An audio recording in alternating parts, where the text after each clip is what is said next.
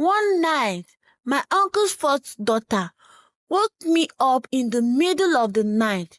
She took me to the kitchen and forced me to eat spoiled rice that had been forgotten in the cupboard. The rice was covered in a thick white mucus. My name is Njideka, and I am the fifth daughter in a family of 8 girls and 1 boy. Growing up in our small town in Nigeria, life was full of laughter and the warmth of family. At least until the day my father passed away. His death marked the end of an era for us and the beginning of a new difficult chapter. After my father died, everything changed. My mother, now left alone to care for 9 children, was overwhelmed by the weight of her responsibility. She knew that she couldn't provide for all of us by herself, and so she made the heartbreaking decision to send us out to live with relatives. She hoped that by doing so, we might have a better chance at life, even if it meant being apart. I was sent to live with my uncle in Port Harcourt. He was a kind man, a father of 9 children himself, 3 boys and 6 girls, and he was doing just fine. Moving to Port Harcourt was like stepping into a whole new world. Everything was bigger, busier, and more overwhelming. My uncle's house was full of noise and activity, a sharp contrast to the quiet life I was used to. While my uncle was kind to me, his children were a different story. They saw me as an outsider, someone who didn't belong, and they made sure I felt it every single day. My uncle enrolled me in a primary school in Oyibo local government area. The school was far from our house, and every morning, before I could think about going to school, I had to finish all the house chores. I was responsible for fetching water that my cousins would use to bathe before they headed out to work. By the time I was done with the chores, it would already be 10 a.m. and I would arrive at school tired, missing the morning assembly and the first lesson of the day. After school, things weren't any easier. I had to change my clothes and leave my bag outside because they would lock the door, forcing me to wait outside until evening when they returned from work. During that time, I had to fetch more water to fill the drums in the backyard. These were no small tasks. The drums were large, and filling them was exhausting. By the time my cousins returned, I would have completed the fetching water, washed their clothes, tidied the house, and prepared to help with dinner. But my day didn't end there. After dinner, I would wash the dishes, sometimes so tired that I would fall asleep while washing. If my auntie caught me dozing off, she would beat me, calling me names, accusing me of being lazy, or worse, a witch. Despite all of this, I tried to stay cheerful.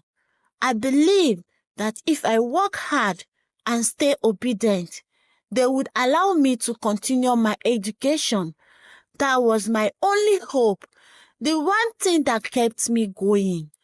I knew I had no one else to turn to, so I did everything I could to please them. Eventually, my uncle built his own house and we moved there. I was so happy when we moved, thinking that things would get better, especially since I wouldn't have to push a wheelbarrow to fetch water anymore. But my happiness was short-lived. The new house was bigger, which only meant more work for me. The compound was large, and I was responsible for keeping it clean, sweeping the entire area and cooking for the family. My uncle was diagnosed with diabetes. Around this time, which added to my responsibilities, I had to prepare his special meals, making sure they were ready for him to take to work every day. I would dish his lunch into a flask, clean the house, do the dishes, sweep the compound, and only then would I go to school. By now, I was growing older, but instead of gaining weight like other girls my age, I was getting thinner and thinner. My body was exhausted from the lack of sleep and the consistent hard work. In the new house, my belongings were stored in the visitor's toilet because they said I was smelling. I had to sleep on a mat in the passage, surrounded by rats and crawled over the mat. As I tried to rest, my situation only worsened as the days went by. One night, my uncle's fourth daughter woke me up in the middle of the night. She took me to the kitchen and forced me to eat spoiled rice that had been forgotten in the cupboard. The rice was covered in a thick white mucus. It was disgusting, and as I tried to eat it, I felt like vomiting. But each time I gaggled, she would beat me and threaten to kill me if I cried out loud. Through all this suffering, I never felt sick. I believe God was watching over me because I don't know how I survived it all. I eventually graduated from primary school, which felt like a small miracle. Despite everything, I held onto my education like a lifeline, knowing it was my only way out. When it was time to start secondary school, my uncle wanted to enroll me in a school close to our house, but his fourth daughter, the same one who forced me to eat the spoiled rice, suggested that I should attend a school near their shop so she could keep a close eye on me. So I was enrolled in All Saints Secondary School in Oyibo. Attending this school was no easy task. I had to wake up at 4 a.m. every day to ensure I arrive on time because the school had a strict policy against lateness. The journey to school was long and tiring.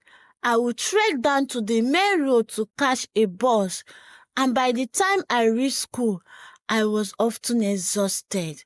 But no matter how tired I was, I never allowed myself to forget where I came from. The memory of my mother's sacrifice and my father's death kept me going. I had no one else, and I knew I had to make the best of the opportunities I had. After school, I would rush to my uncle's shop, change out of my uniform, and help with the business. My day was always packed, from the early morning chores to school, then to work at the shop, and back home to more chores. It was a never-ending cycle, but I kept pushing forward, fueled by the hope that one day things would get better. The end of part 1.